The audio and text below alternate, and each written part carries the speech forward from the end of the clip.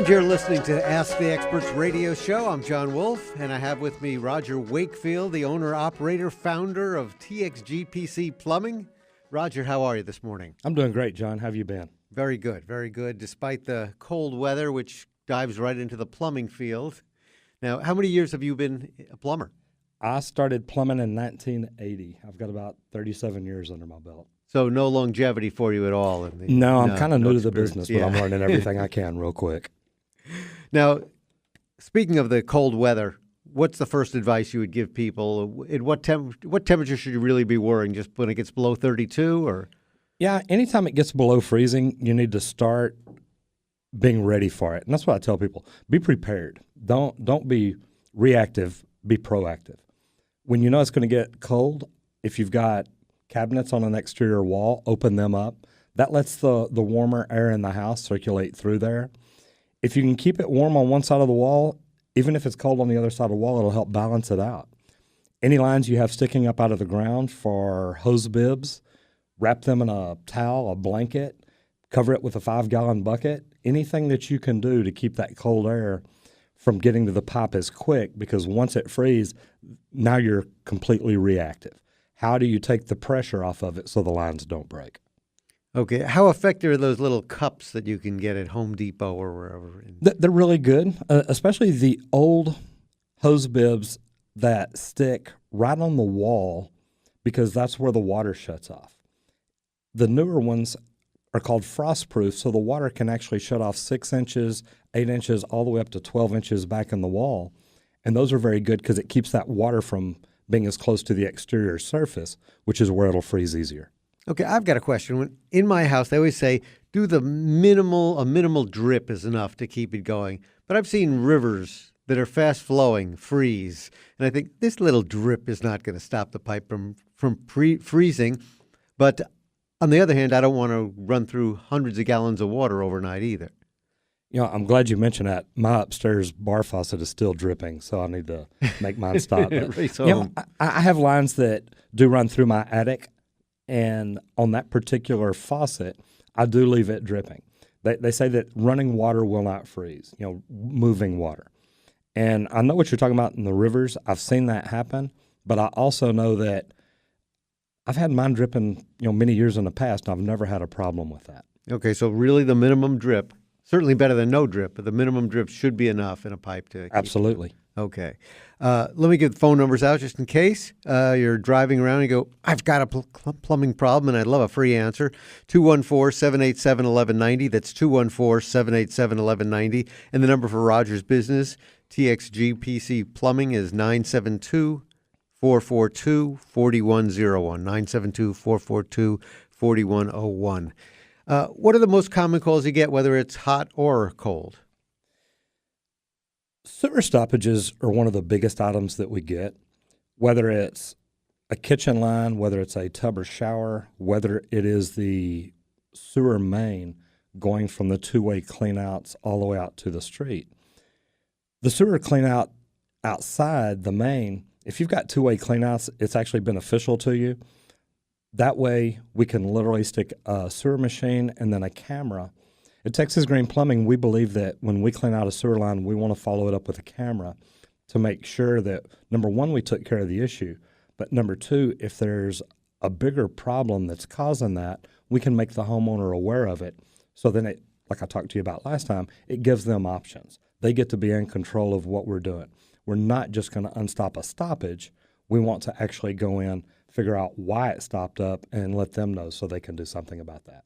Okay, now, I live in a 2-story house, and people have said to me that the toilet to worry about the most is the one on the ground floor, that's the one most likely to back up.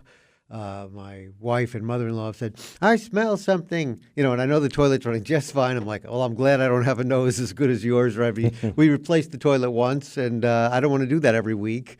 So are there certain precautions with a ground floor toilet that you'd need to worry about more than an upstairs toilet? It's funny because sewer systems are just like any other thing. You can perform maintenance on them. When you have a downstairs toilet like that, that is the one that if your sewer main backs up and you don't have a tub or shower or something with a lower drain opening, Whenever your sewer stops up, that's where you're going to see it first, is at that downstairs toilet. The problem also is that if your main backs up, if you do flush an upstairs toilet, all that water will come down and force itself out downstairs. One thing that I tell people, and it helps save people a lot of money, if you do have a two-way clean out outside your house and your sewer is backed up between your two-way clean out and the street, you can either unscrew the cap on it or take off the gem cap, which is normally a rubber cap with a hose clamp on it. Take that off. Now, the problem is, yes, you'll get sewer water and you'll get toilet paper or anything in there coming up out of that in your flower bed or whatnot. But my question to you is, would you rather have that happen in your flower bed, or would you rather have that happen in your master bathroom? I'll take the flower bed for $500. You and I both. Now, is there any preventive? I've, knock on wood, had not had a problem with that, but is there any preventive maintenance people should do each year? Not necessarily each year on a sewer. The big preventive maintenance for a sewer is get your lines hydrojetted, get them cleaned. There's no point really running a sewer machine through it because all that's going to do is break up what's on the inside walls. Over time, and this happened to us at my house, my kitchen line clogged up. And it took several times running the sewer machine through it just to get that one line unclogged. What we could have done, or what would be smart to do, is go in a little more often with a hydrojetter, clean that line out. It's going to restore the inside of your pipes pretty much to the way they were when they were made, especially PVC. Cast iron can still have some buildup that you may not get all of it out, but if you can clean up anything that's sticking to the inside of the pipes, it's going to give it a bigger opening. It's going to give it a smoother opening. It's going to help your sewer flow easier.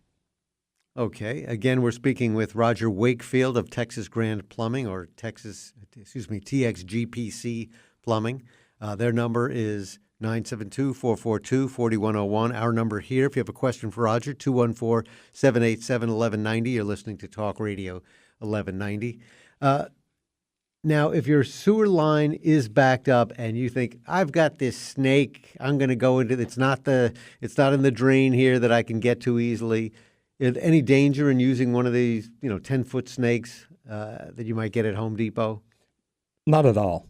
10-foot snake, the cable snakes that are not in a machine, it's just a flat piece of steel. Those work great in a lot of situations. Mm-hmm. They're very easy for homeowners to use because they're not connected to a machine. Whenever you start going to rent a sewer machine, and I know several homeowners that do it, and there's nothing wrong with it. As long as you go in the right direction, you're very careful about the way you use it, and you're very careful about observing safety precautions. Don't wear loose gloves that the cable itself can grab. Don't wear loose sleeves that can get caught up in the cable. Some of these cables and machines are very powerful and very unforgiving. And if you get your hands, whether it catches the glove or your sleeve, whatever, as fast as that machine turns, that cable will grab it and pull your arm in there. And I promise you, it's enough to break a bone. Well, I believe when I was a little kid, there was a girl in my class who had really long, beautiful hair, and she tried to use her dad's electric shoe buff machine, and her hair got caught in it, and they had to cut all her hair off, basically. Oh, my gosh. So be careful. Now, if your water is brown or rusty, if you see that coming out of the faucets, does that mean, hey, time to buy a new water heater, or might there be some kind of maintenance you could do to avoid that? Depending on the age of the water heater, you can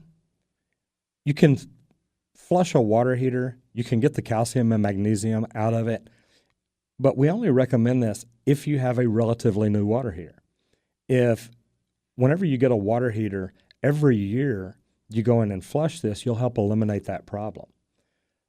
Calcium and magnesium, which leads to hard water in Texas, which leads to hard water everywhere, but calcium and magnesium that we have in our water here helps build up on the inside of a water heater, and it can turn your water brown. It can make your water smell bad, but not just your water heater. It actually gets into any appliances that have water. It gets into any fixtures that have water, your ice maker, your washing machine, your dishwasher. That hard water builds up the white calcium deposits that we see on aerators, on lavatory faucets, shower heads. anything like that, that's also in your water heater, and that's what can build up and turn the water brown. Is there a filter we should put on between the heater and the rest of the house? Not necessarily between the heater and the rest of the house. What we recommend is a product. It's a full house water filter. We put it on our house, and it really did surprise me. We always drink bottled water, and after we installed the filtration system, I decided I wanted to taste my water and compared it to the bottled water that we drank. Mm-hmm. And literally, for the first time in my house, I drank the tap water and could not taste anything. It was good, clean, pure water. And a water filtration system, the water filtration system won't break up the hard water, an anti-scaler will, but the full house filtration system will take out any chemicals, take out most chemicals, not any, but make it where you can drink that water, and it's really good.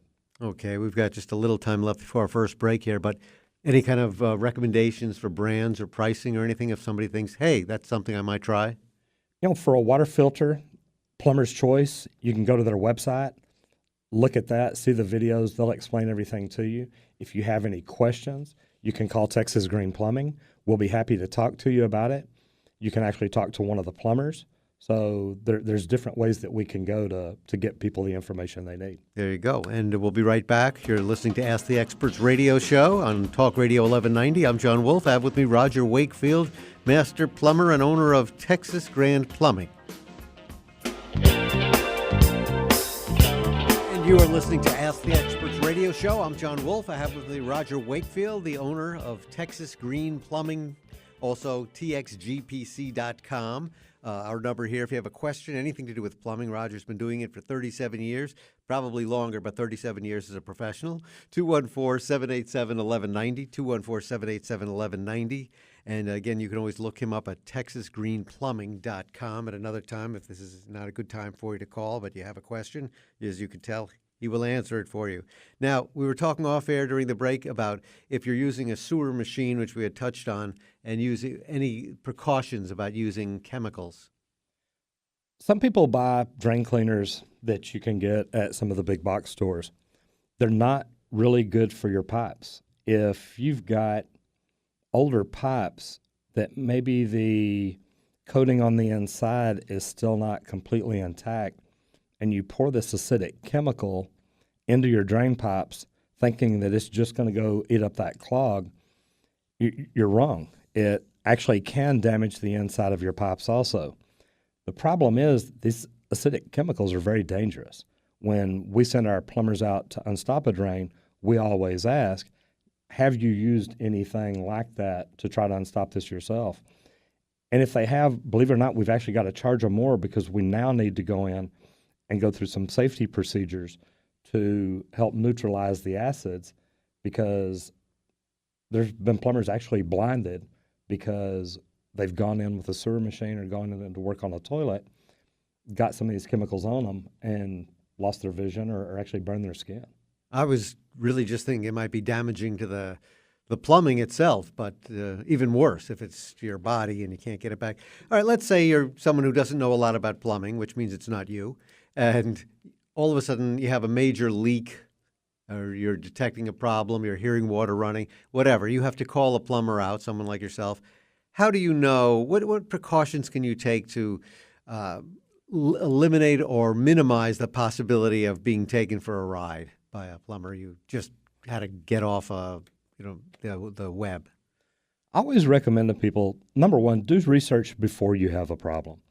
If you like what you hear on the radio today and you think, I might be interested in talking to this guy if I ever had a problem, do research on us now. If you realize you don't like me, do research on somebody else. Get to know a good plumbing company and make yourself familiar with them, because you want to deal with somebody that has a good reputation. Go in and look at people's reviews. Go in and look at what kind of ratings they're getting from the customers that have used them. Nextdoor and different neighborhood websites have been very good for us. We tend to get positive reviews. So know your plumber if you can to begin with. You don't want to be in a position where once you realize you have an emergency, you're just looking through Google or anywhere else you can to find whoever can get there first. Try to build and I don't want to say necessarily build a relationship, but try to build a list of a plumber, an electrician, an HVAC person. Anything that you know you may need, know who you want to use before you call them. And call them and tell them, say, look, I've read your reviews. I've done research on you. We've got a problem, and I would like to speak with you about it. If you've waited till the point that you've got an emergency and you've determined then you're just going to use the first person who comes out there, at least do research there and then do some more research and call somebody for a second opinion. We've gone in after other plumbers have gone in and said, look, every bit of sewer pipe under the house needs to be replaced. We've gone in and retested everything and saved them. I think I told you last time we had a customer that we saved $32,000. Yeah. And that's a big deal. And it's worth that little bit of time to do research. And I love it when people tell me, hey, we've done research on you. We've checked your webpage. We've checked your reviews. And we really like what you have to offer. I'm very proud of the plumbers that we have because we're very picky in our hiring. I don't want to go hire a plumber that's been out of work for 3 months. I want to hire a plumber that is the best plumber at the plumbing company he's at because I want him to come in and help me, because then when he goes to talk to a customer, they don't have to worry about all these precautions. They know that they're talking to somebody that understands what they're doing. They're going to be honest with them. They're going to be fair with them. And that's what leads us back to that. And I'll tell you, sometimes the best recommendations I've gotten is from one service person in one industry. Let's if somebody asks you, hey, do you know a good and honest electrician or auto mechanic, something like that, because A, you're going to be getting a recommendation from someone who is somewhat familiar, and B, you always figure if you call someone you've never spoken with before and say, Roger Wakefield recommended you, you get that one notch extra of closeness to him that he's not going to screw you around. You know, it's really funny. Just yesterday, I was at a house working on a water heater with one of my plumbers. The lady who worked there asked me if I knew anybody who could change her garage door. And I started telling her about my electrician. She says, oh my gosh, you've already told me about him. I only refer one electrician. I only refer one foundation company. I only refer one HVAC person. And I'm very picky. I only refer one painter. I'm very picky about the people that I use. I want to refer somebody because they're the best person at what they do. I don't want to refer somebody because they're the cheapest guy in town. I don't want to refer somebody just because we're friends. I want to make sure that when I refer somebody, it is because they are the best people at what they do. And that's the role that we try to fill with them.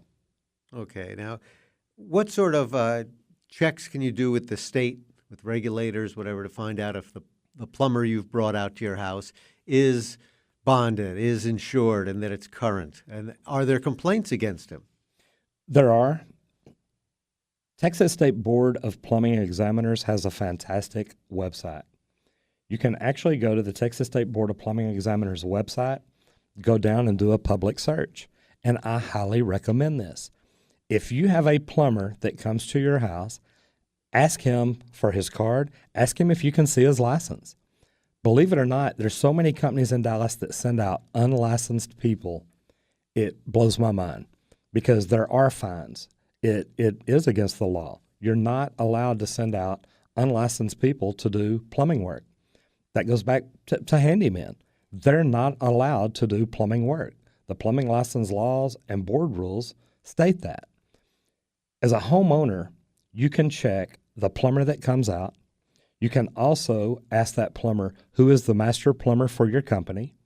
You can also pull that person up. If you go to the Texas State Board of Plumbing Examiners website and pull me up and do a search on the name Roger Wakefield, you'll see that I still have a journeyman license.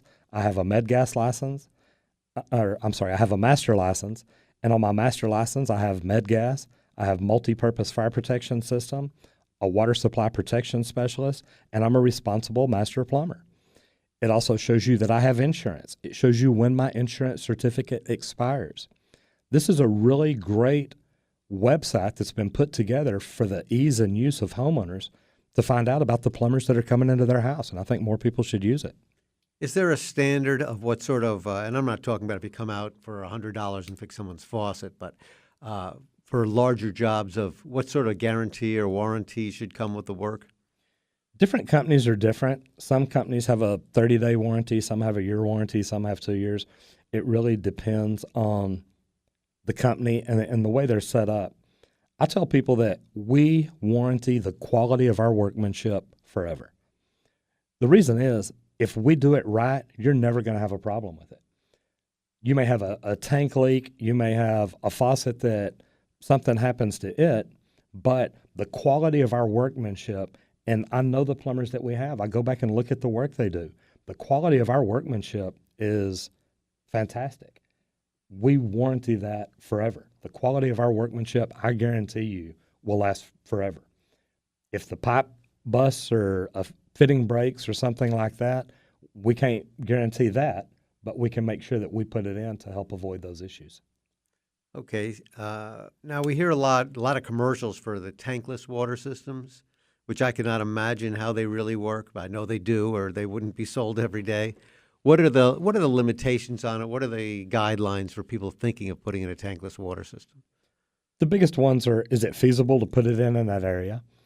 Is the gas system sized to where it can withstand a tankless water heater system, because it draws so many more BTUs. It's such a bigger demand on your gas system. The tank top water heaters are about 40,000 BTUs. A tankless water heater's 199,000 BTUs. So normally you've got to do a gas load calculation chart just to make sure that your house will allow that. Also, where you're putting it. Do you have a big enough gas line ran to that, or will that have to be added? If you have a condensing unit, which is a higher efficient water heater, do you have a place that you can drain that? There's a lot of issues when it comes to putting in a tankless water heater. The main one is look at it in advance, make sure that it's going to be feasible for you. It may not be, matter of fact, not it may not, it is not a great installation for everybody. I just put a new tankless in my house, a new tank top water heater in my house a year ago because it was not a good installation for where my water heater is for me to put in a tankless water heater. And what was it that made it a bad location? My water heater was in the garage on the ground floor. My vent goes up through the second floor. We'd had to open up a chase in order to redo the vent piping. We'd had to run a larger gas line to it. And where it was very impractical to do it. Can it be done? I tell people in plumbing, anything can be done. With pumps, with exposed pipe, with however you want to do it, anything can be done. Is it always the right way to do it? Not necessarily so. Okay, when you say that, and we're in about a minute and a half here before a break, but that anything can be done. I've heard horror stories about people who have top floor water heaters versus garage-based water heaters. If you needed a new water heater and yours was on the second floor, would you say, you know what, you might want to put that in the garage if there's room for it? You know, John, if you're on the second floor, that would probably be a good installation for a tankless water heater. Due to construction and the size and cost of square footage, they have moved water heaters from the garage to the attic. They want to sell that extra 10 or 12 square feet. Up in an attic is a great location for a tankless water heater, especially if the gas system is up there also. And there'd be less water to spill if something went wrong? Absolutely. You don't have that 50-gallon tank. I do recommend flood stops on water heaters, whether they're tankless or tank top. That way, if that sensor ever gets wet and detects water, it shuts the water off automatically. That's great. When we come back from this break, we're going to talk about the show you're going to be speaking at this week in Orlando, a very prestigious spot for you. We're speaking with Roger Wakefield of Texas Green Plumbing, texasgreenplumbing.com. If you have a question for Roger, 214-787-1190. I'm John Wolf with Roger Wakefield on the Ask the Experts radio show on Talk Radio 1190.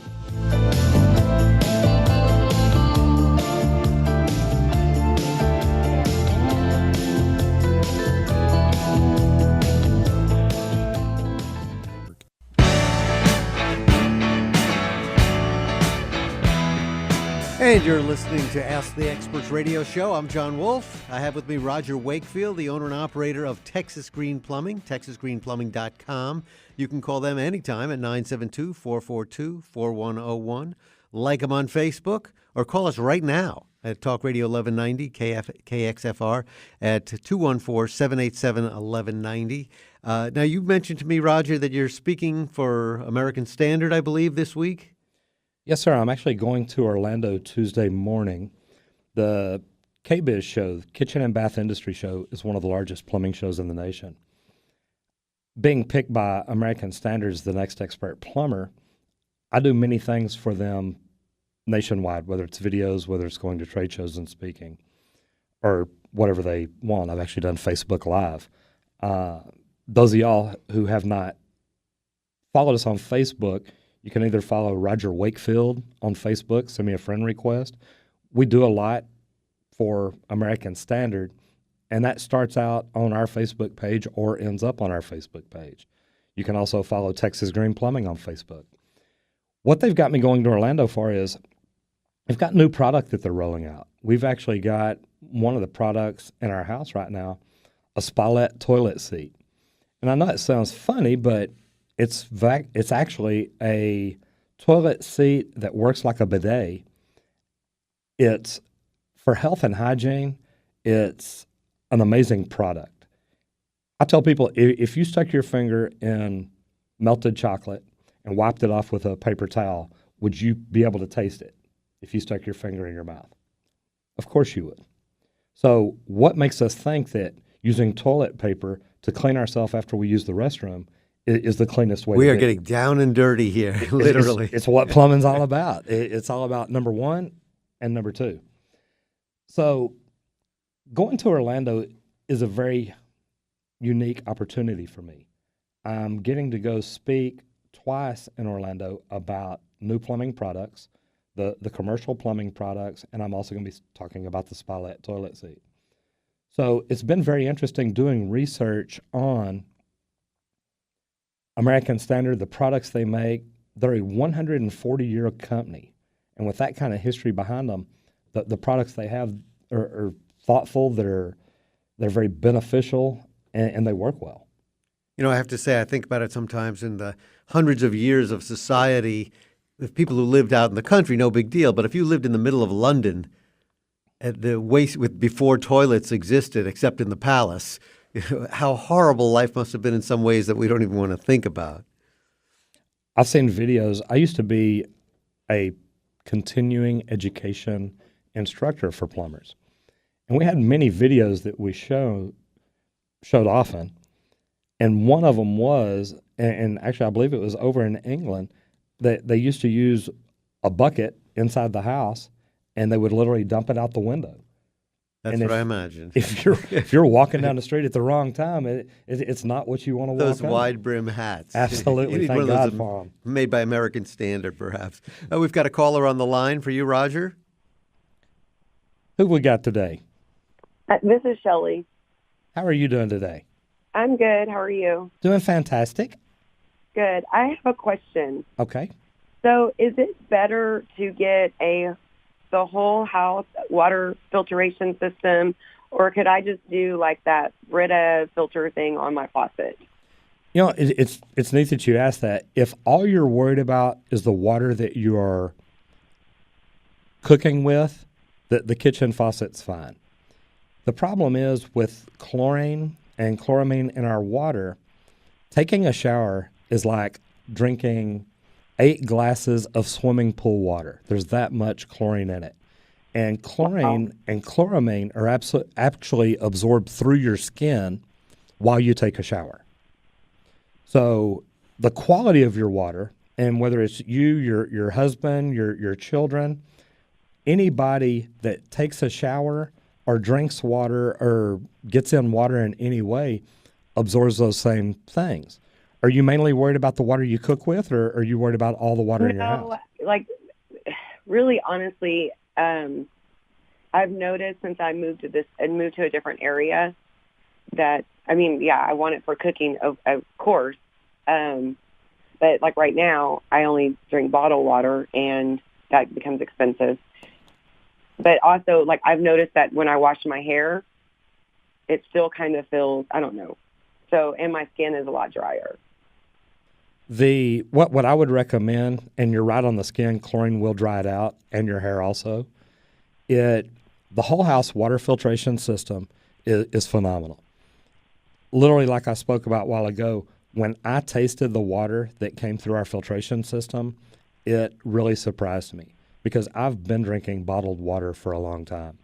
And to taste that water and literally had a glass of bottled water and a glass with the water that came through our filtration system, you could not tell a difference. Not at all. We also did the chemical test on it and the hardness test because I also have the anti-scalar on mine. Our hardness is down to nothing, and the chemicals, there were no chemicals in the water that we tested for chlorine and chloramine. That's what's drying out your skin and your hair. Okay. Anything else? No, I think that's it. So I do have a question. So where would I look into like doing something like that? I mean, do y'all do that? Yes, ma'am. You can call us at Texas Green Plumbing. John's Okay. given you the number. It's 972-442-4101.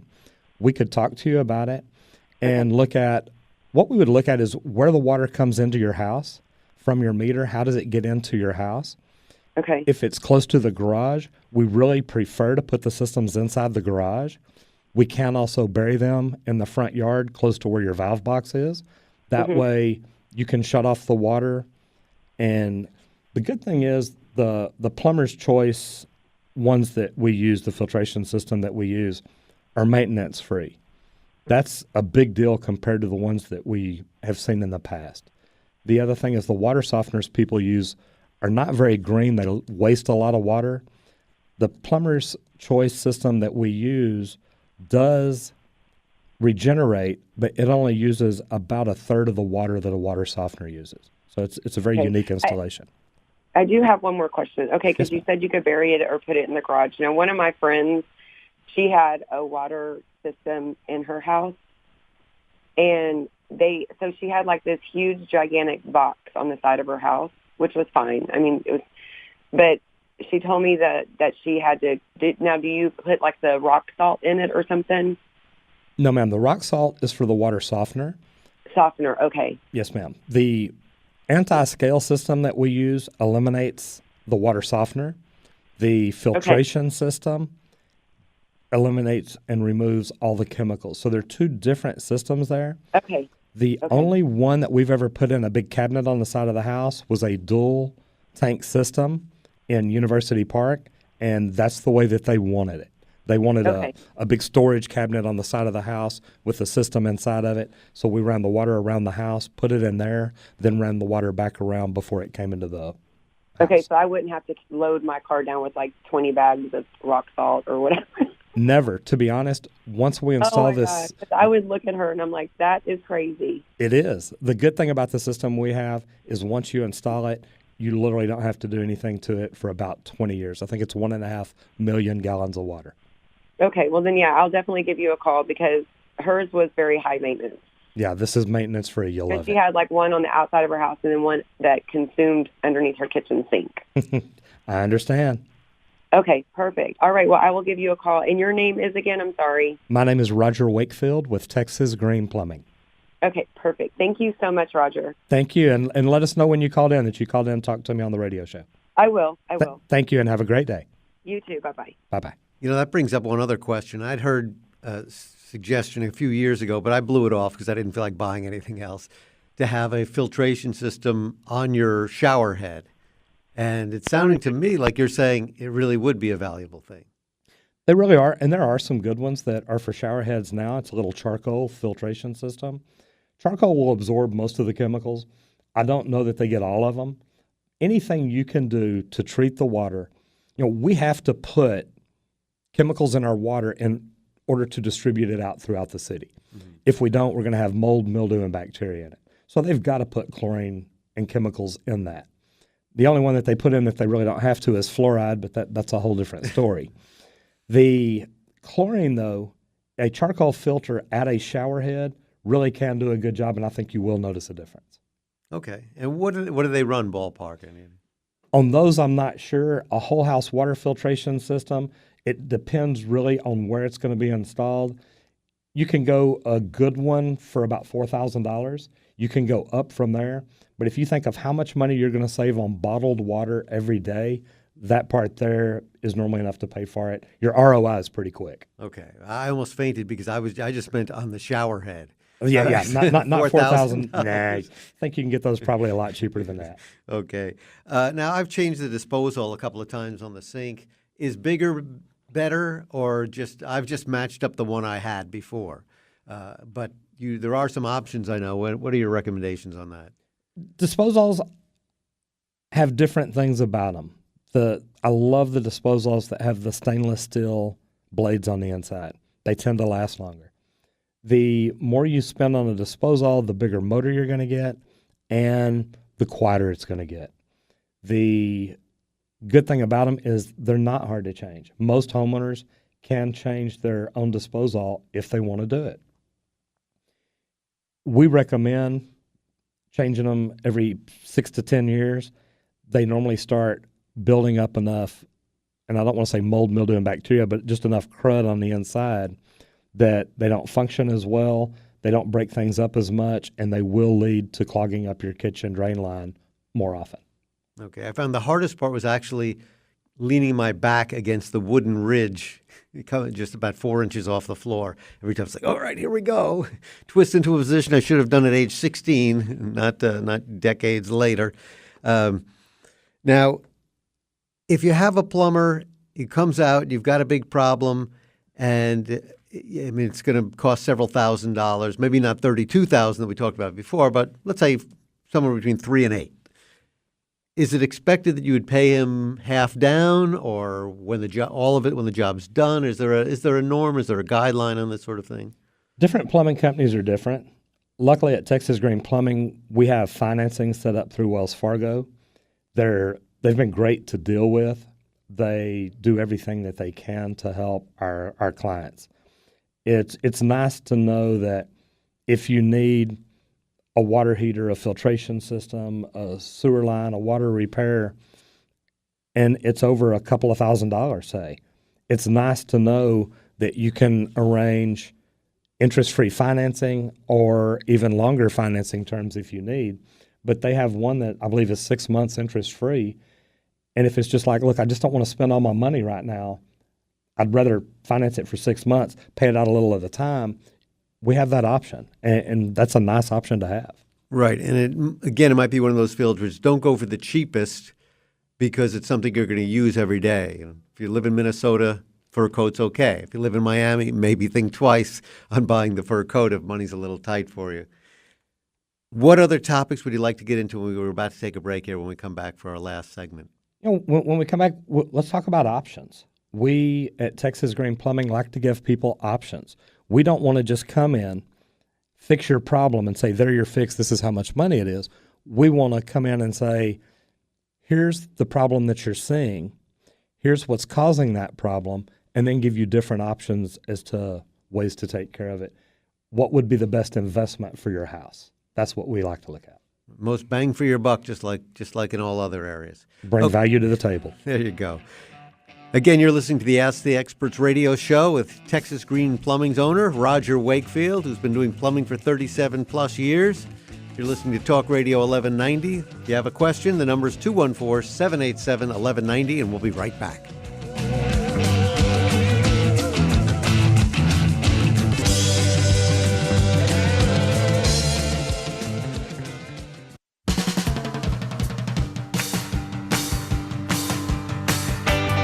And you're listening to Ask the Experts radio show. I'm John Wolf on Talk Radio 1190. And our expert this week is Roger Wakefield of Texas Green Plumbing. You can look him up at texasgreenplumbing.com. You can call Roger right here and now at 214-787-1190. And we were talking a little bit about apartments during the break here. And people who live in apartments are often renters, but there are more and more condos going up. So there's somebody those are people who aren't in your normal house, but nonetheless are responsible for their own maintenance of their equipment. They own the place. Any particular recommendations you would have for people who are condo dwellers? The filtration systems that go under your kitchen sink could be easily done in an apartment or condo. The charcoal filter that goes on your shower head could also be done very easily. Those can be installed, and when you get ready to move, they're easy to take out and carry with you to your next place. You just have to remember to do it. Is the Hopefully, whenever you clean out from under the sink and get all your cleaning supplies out, you'll remember to grab that too. One maintenance thing that I thought when I bought a water heater last year and it was highly recommended, I thought I'll probably never remember to do it or feel like getting around to doing it. What maintenance should there be done on your normal tank water heaters, and are some of them maintenance free, as some of the other equipment we've talked about today? Tank water heaters aren't really maintenance free. At least once a year, I recommend to people with a new water heater, once you get it, once a year, hook a hose up to the bottom of it, open up the drain valve, let it go into a 5-gallon bucket or out in the driveway or alley, depending on where your water heater is located. Drain out 5 or 10 gallons. Don't turn off the water to it. Leave the water on because you want that pressure to blow anything that's in the bottom out.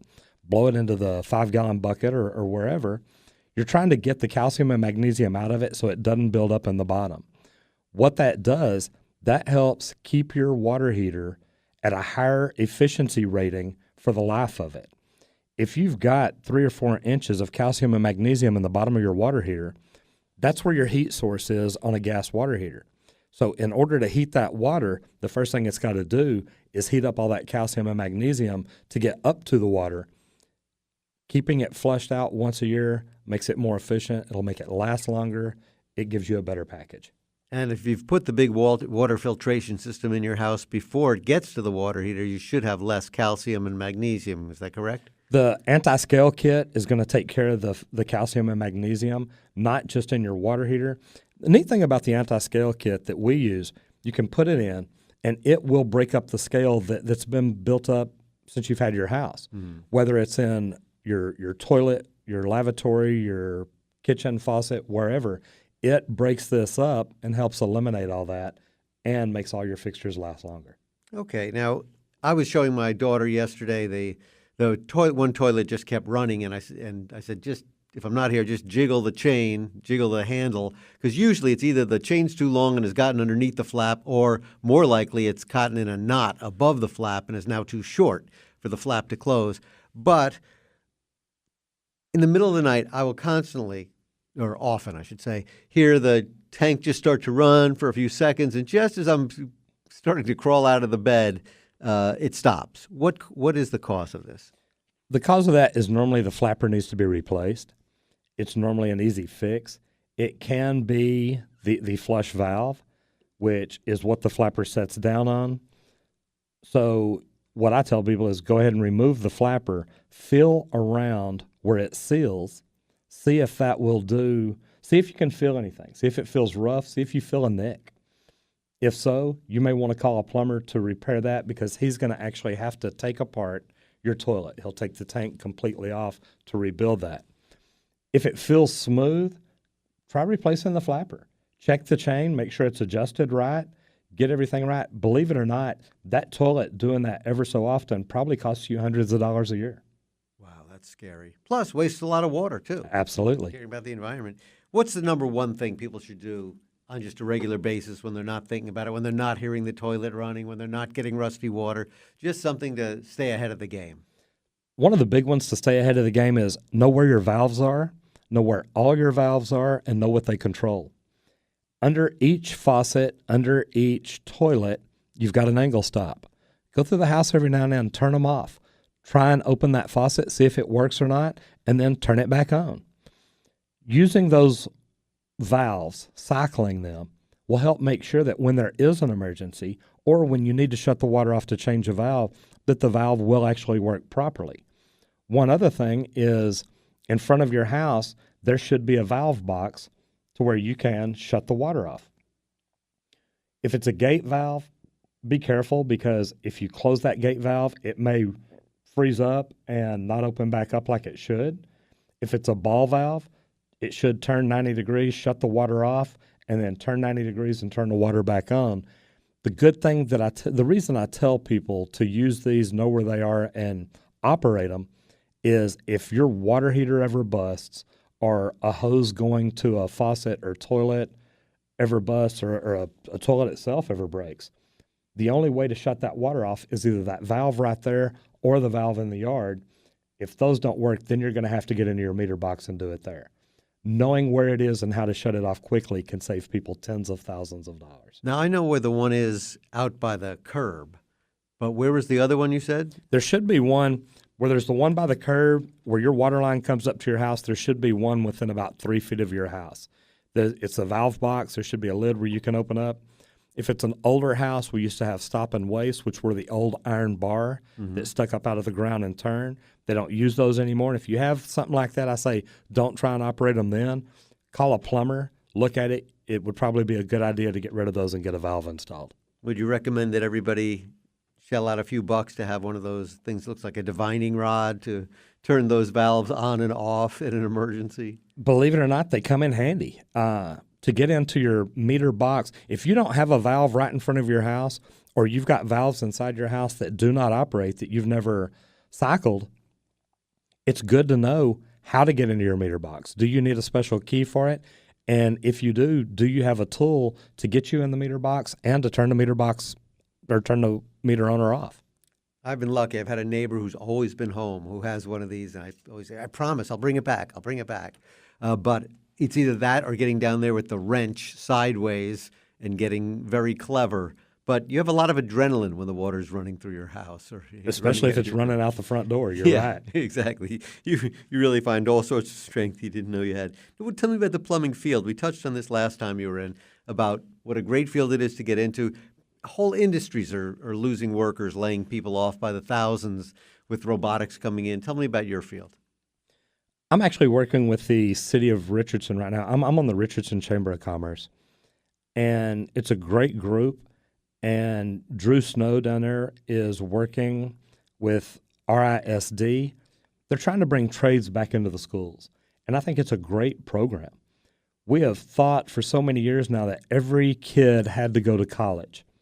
Cha-ching. And beg your pardon? Cha-ching. Yeah, exactly. A lot of money, a lot of time. It can cost, they say a college scholarship is worth a couple of $100,000. Now, I don't think people are paying that for tuition, but they're probably not far from it. A young person these days, and a lot of times I say a young man, but there are many women in the trades also, whether it's as a plumber, a pipe fitter, a welder, electrician, an HVAC technician. These are easy skills to learn. They are very beneficial because you can go to a trade school. Like I told y'all last time, I'm a union plumber. I'm a member of Local 100 here in Dallas. They've got a trade program, the Joint Apprentice Training Center, that you go to school 2 nights a week for 5 years while you're working during the day. You can start out right now at around $15 an hour, and when you graduate in 5 years, union scale is going to be almost $35 an hour. That means 5 years from now, while you've been getting paid to learn and work during the day, 5 years from now, you'll be making about $70,000 a year. And you won't owe anybody anything for your education. You could make money plumbing instead of paying a plumber. Not that there's anything wrong with that, Roger. I like it when they pay plumbers. You've been listening to Ask the Experts Radio Show. I'm John Wolf on Talk Radio 1190 with Roger Wakefield of Texas Green Plumbing, texasgreenplumbing.com. And their phone number again, 972-442-4101. Thank you very much.